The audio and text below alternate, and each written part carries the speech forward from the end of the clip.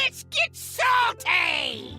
Everyone, Zeddy here again today with another Into the Emerald Dream card review, and now we are going to be taking a look at Paladin cards with their Imbue hero power, which just looks rad. It looks really rad. We're getting like infinite dragon Paladin. I think people are going to get pretty excited about it. So we're going to look at these cards. You want to win these cards. We have a giveaway going on for 2 regular pre-orders, 2 mega bundles out of my pocket to enter that giveaway. Like and comment in the video. Link down description below. The one with, that thumbnail over there. Be subscribed to the channel. Every 1,000 subs we get until all the cards are revealed, I will add another mega bundle. So hit that sub button. Make me go baroque. So let's head right into the Imbue stuff. Starting with the Aegis, I don't know, of Light, a 1 mana holy spell. You summon a random 1 cost minion and give it taunt, so that's not particularly great, but you imbue your hero power for the low cost of 1 mana. And I'll just say Sunsapper Lanessa, is that her name? Would double this up, right? It's a spell that's 2 or less. Just keep that in mind, right? It's a pretty good card. And yeah, if you want to imbue extra, you do that. But what are we imbuing? What are we doing? What's the dragon thing we're doing? Well, we are getting the Blessing of the Dragon. So a new 2 mana hero power where you shuffle 2 emerald portals into your deck. Your portals summon 1 cost dragon. So it'll start off pretty bad with some 1-drops, but every time you imbue, all of a sudden your dragons will be 2 cost, 3 cost, 4 cost, 5 cost. You know the deal. And it'll cap out, I believe, at 10, because I don't believe there is an 11 mana dragon out there. I do believe all those hero powers cap out at 10. I could be wrong. Maybe they don't cap out at 10, but regardless, that's where it's going to end. And we do have that 10 mana one, right? Attack a random minion and do some stuff. It's also important to know that the 2 is spelt on the card, so you're not going to be upgrading the amount of portals shuffled, I believe. I think that always stays at 2. It'll just be basically the base cost of that dragon that will be upgraded. So yeah, we're not summoning tokens anymore. We're getting bigger and bigger dragons. And this is just something you can click every turn and shuffle in more and more. And, tutor out with like your Sharp-Eyed Seeker, or maybe some other cards we'll see in a bit. But that seems really strong. It's like Ysera's Dream Portals, but a bit more, I guess, refined. And I believe it upgrades as you go as a constant. So let's say I shuffled in some portals and then I upgraded my hero power. Those portals should be constantly upgraded in your deck as you go along, if I understand the card correctly. So again, seems pretty decent, and you're going to want to imbue, and a 1 mana spell that gives you some defense, gives you a minion. You might get a 3/3 with taunt. That could be okay, but on average it'll be like a 1/2, a 1, a 2/1, whatever. But still, it's got taunt, so it's not completely irredeemable. And yeah, I'll give this a 4 to 5 in standard. I think this Imbue Paladin could be legit, and this is just a decent cheap card that goes into those Imbue decks, and I think it's pretty sweet. In Wild, I'll give it a 2 because you need payoff of a very slow strategy. And yeah, it's Wild. You have to OTK or kill really fast, right? So it's not really going to see play there. And by the way, it'll also have its own signature, gorgeous as well. The Aegis of Light signature there, really, really nice. So that's pretty cool. But what if I want to imbue again? And maybe with a dragon this time. We have the Gold Petal Drake, a 3 mana 3/4 dragon. So another spider tank card with not only does it have premium stats in a tribe, but you also get Battle Cry and Death Rattle of imbue your hero power. And this is a random dragon you can summon from the 3 cost, and it would have Death Rattle and imbue and get you up to a 4 mana or 4 cost dragon.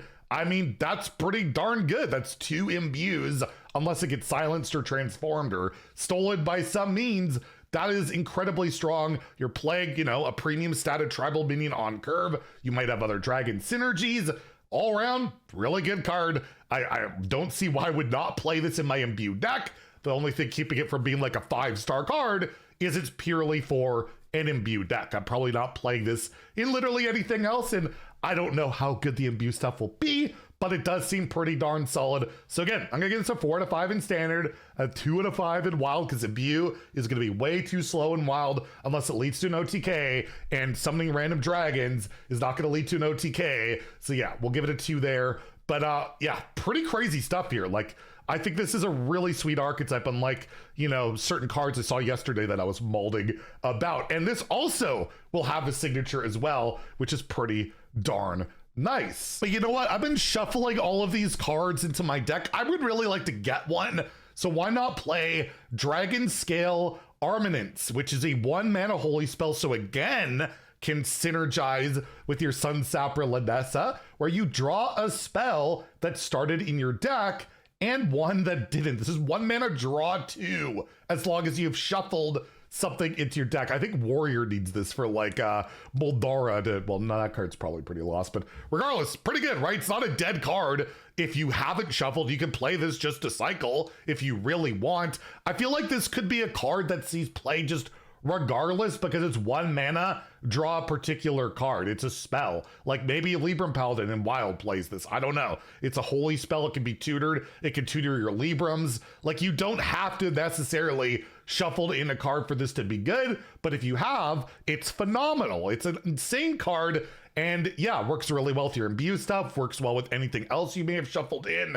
I don't know, playing Incendious in your Paladin deck and you get those. That works too, right? Eruptions doesn't have to be just your hero power. This just seems like an insanely good card. I think it's a 5-star card. Like it could be good without the other part of the text of drawing a spell that didn't, right? Like, you could just play this to draw a card, which is perfectly fine, especially Paladin. Paladin rarely has that great a card draw. So yeah, to me, it's a 5 stars in Standard, and in Wild, probably a 3. Because 3 or a 4, honestly, like, it can tutor other stuff. The only thing is it's holy, so like Holy Wrath Paladin wouldn't really want to run this because they really only want to draw Holy Wrath, but maybe it makes a cut in the Libram Paladin stuff, a cheap holy spell that like discounts all your other stuff. It definitely has merit for Wild. So yeah, I'll give it a 3 for that format. And then lastly, we have another cool dragon here for Paladin, the Dream Warden, a 4-mana 3/4 dragon with Taunt and Battle Cry. If there is a card in your deck that didn't start there, draw it. So you would draw that portal and gain +2/+2. So this becomes a 4-mana 5/6 Taunt that drew a card, probably summoned another random dragon, and then that's a cast when drawn card. So then you'll get another card, or maybe I hit another portal, and you know what I mean? Like, that's really, really good. So another really strong card for this whole like Imbue Paladin package. These cards all basically seem very strong, very competitive, as long as Imbue Paladin is competitive, and we'll have to wait and see. But again, for me, another 4-star card, like big taunt, dragon, draw, like, yeah, that seems really good. I'm definitely on board, and we'll definitely be trying some Imbue Paladin when it goes live. Like, this seems kind of busted, but at least it's for board. It seems fun. It's endless dragons. It's cool. It's not locking my opponent out of playing the game and bouncing things over and over. Okay, that's the last I'll mention the rogue stuff, but I am triggered. I'm sorry. Anyways, yeah, 4 to 5 in Standard. I'll give it a 2 in Wild, because again, this is only really good if you're drawing something that didn't start in your deck. Otherwise, it's like, whatever, right? And in Wild, I don't think that's really going to be a thing, with Librams and Holy Wrath being just so much better than everything else. So yeah, a 2 out of 5 in Wild. Oh yeah, and if you want to see how it looks, we actually do have B-roll of the card too. By petal and sword!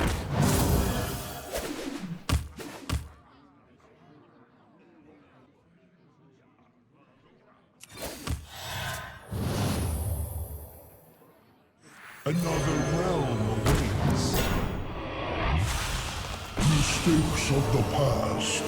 Real. So yeah, gives you an idea of how these all these mechanics come together. So we'll have another Paladin review, I believe, depending on your time zone, later today, or you know, tomorrow. We'll see how it goes. So stay tuned for that. But yeah, some pretty good Paladin cards here. If you enjoyed the video, please like and subscribe. Have a great day and stay salty, my friends.